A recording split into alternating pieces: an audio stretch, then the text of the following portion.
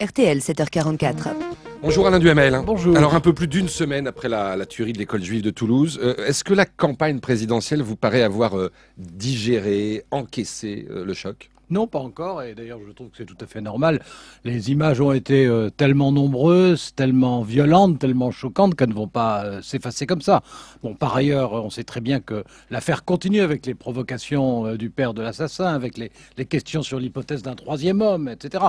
Non, tout ça est normal. Ce qui s'est passé aussi, c'est que Nicolas Sarkozy, quand il a eu à commenter immédiatement ce qui s'est passé, a été pour une fois assez rassembleur, et qu'en particulier, les églises des communautés les plus directement concernées, ou des religions les plus directement concernées, juifs et musulmans, ont réagi de façon pratiquement fraternelle et spectaculaire, que c'était une très bonne chose, et que d'ailleurs les autres églises ont emboîté le pas plus modestement. Mais enfin, incontestablement, le fait que responsables musulmans et juifs non seulement se soient parlé aussitôt, mais et proclamé leur solidarité, c'était un point important. Et hier, les évêques de France, réunis en assemblée plénière à Lourdes pour leur session de printemps, ils ont exprimé leur compassion aux victimes. C'était nécessaire ? C'est la moindre des choses. Si des évêques devant une tragédie ne faisaient pas preuve de compassion, il faudrait qu'ils changent de vocation et qu'ils entrent, je ne sais pas où, moi, dans la gendarmerie ou ailleurs. Enfin, j'en sais rien, mais...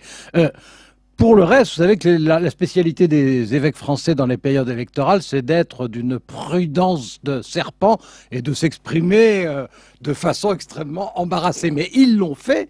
Et par exemple, les propos du cardinal 23, qui est le président de la conférence épiscopale de France, quand on les regarde de près...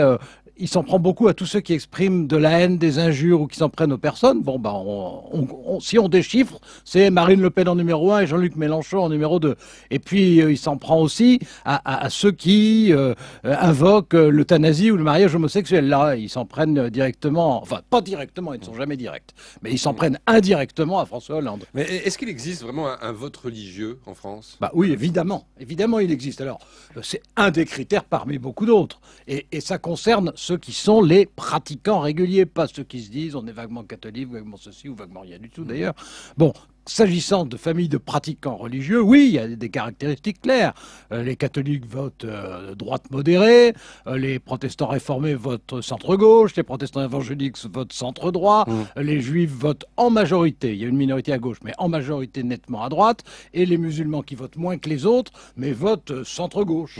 Mais aucun candidat ne se réclame pour autant de telle ou telle religion.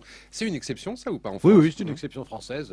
En France, on est un pays laïque, donc les candidats en parlent peu. Il y avait Madame Boutin qui en parlait, mais enfin, on ne peut pas dire que ça a été un succès phénoménal.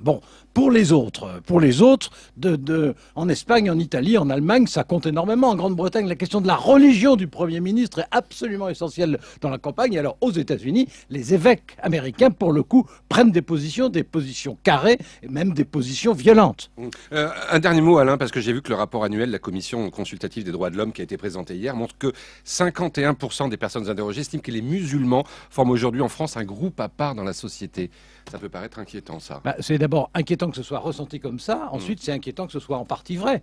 Vous savez, les travaux de Gilles Kepel, qui est le spécialiste français sur ces questions, montrent à la fois qu'il y a constitution d'une bourgeoisie musulmane et que les filles, notamment par la scolarité, progressent, mais qu'en revanche, c'est vrai qu'il y a un repli communautaire. Mais ce repli communautaire, il est aussi lié, 1, à la crise, 2, aux difficultés d'intégration. Et vous avez quelque chose de symbolique, qui est que les quartiers où vivent le plus les musulmans sont les plus physiquement isolés, moins reliés que les autres au centre-ville, ce qui est une aberration, mais aussi un symbole. Alain Duhamel.